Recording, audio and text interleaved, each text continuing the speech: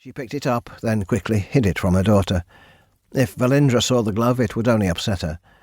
Lira took a deep breath and slowly released it, calming her emotions and regaining her control before speaking to her soldiers. She knew how important it was to keep her composure since she became queen. If she was to be an effective leader of Glint, it was better to hide her emotions. "I'm sorry to have caused alarm," she told the others.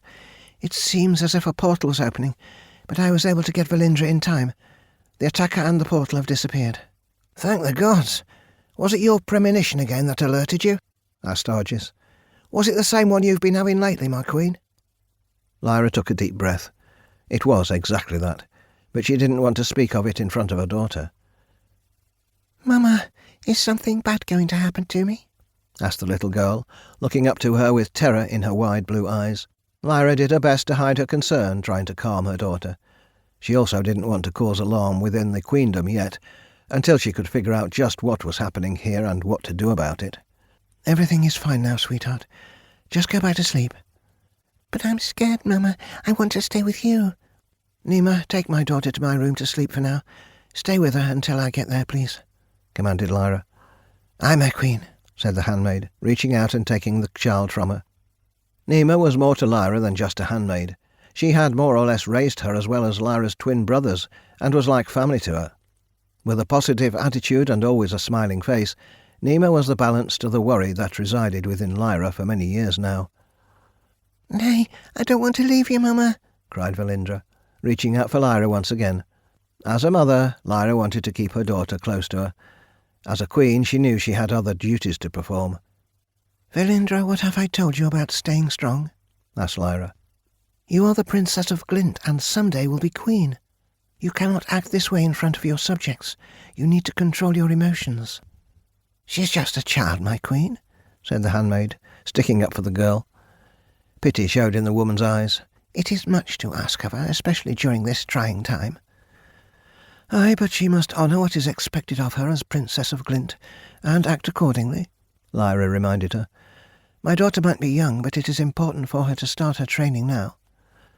"Of course, my lady," said the handmaid with a nod. "I understand." Lira looked over to her soldiers.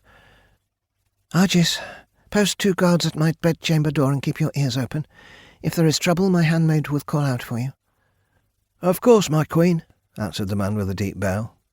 Glint was a matriarchal society, where the line of succession continued through the female lineage rather than the male, like the other kingdoms of Mura. Instead, the women were more powerful in Glint. The realm was considered a queendom, as was proper in this case. Lira, being the only daughter of the king and queen, inherited the title of ruler upon her mother's death 4 years ago.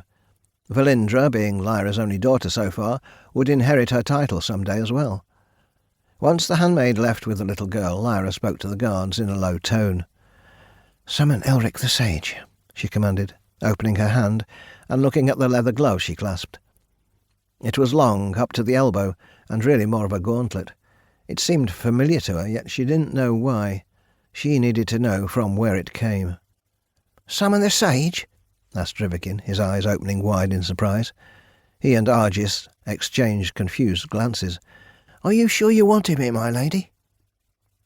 "With all due respect, Elric's been nothing but trouble, my good queen," Argis reminded her. "You were the one who banished him to the high cliff of Glint in the first place." "I don't need you to remind me what I did or didn't do," she ground out. "Now I said, summon the Sage!" Lira lost her temper and found herself yelling since she was so angry and upset by the events that had just transpired. Panic lodged within her. It was getting harder and harder to hide it. Her men had no right to question her word.